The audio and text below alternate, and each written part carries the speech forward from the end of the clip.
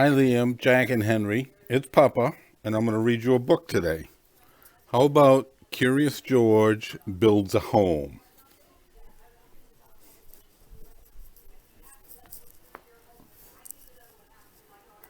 Curious George Builds a Home.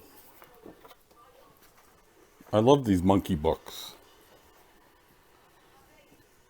It was a perfect day for sitting on the balcony, eating grapes, drinking juice, and drawing, all at the same time. George was a good little monkey who was good at many things.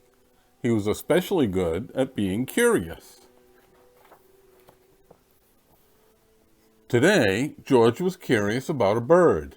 He had seen a lot of pigeons, but none wearing an ankle tag. The pigeon had seen a lot of animals, but none drawing on a sketch pad. They spent the morning watching each other. George, this is your best drawing yet. George's best friend, the man with the yellow hat, told him. That tag the bird is wearing means that it is a homing pigeon. They're special birds that always return home. George looked hopeful. Homing pigeons have special homes, the man added.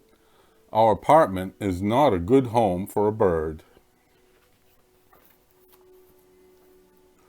George saw that what his pigeon needed most was a place to roost. A tree would be perfect. George came up with a great way to get a tree up to his apartment. He would build one.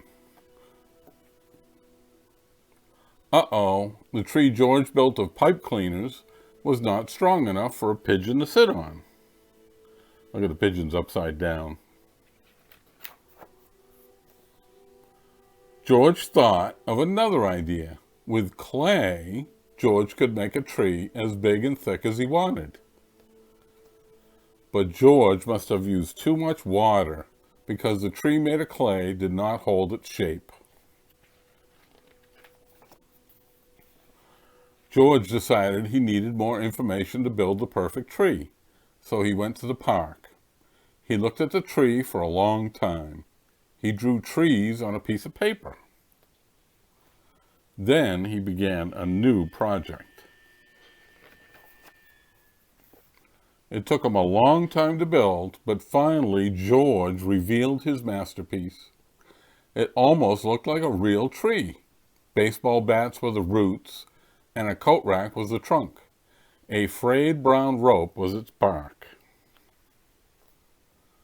Toilet paper and rubber gloves hung off of it like leaves.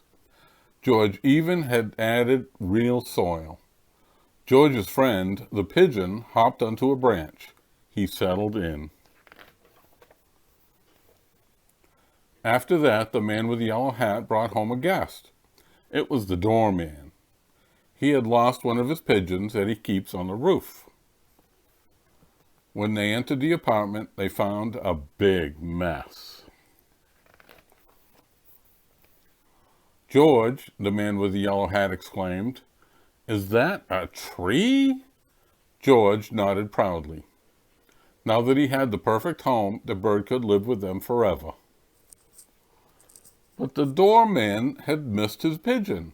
When he called out, "Compass," the happy bird flew right into his hands. Poor George. He waved goodbye to Compass and the doorman. Then he sat alone on the balcony. The man with the yellow hat placed a potted tree on the ground. "I bought it for the bird to sit on, and you can draw them," he said, trying to cheer George up. George shook his head and pointed to his own tree. The man said, "It was a good effort, George, but birds want to sit in a real tree." But to George's delight, the birds did not agree with his friend. Not at all. Look at all the birds sitting in George's new tree.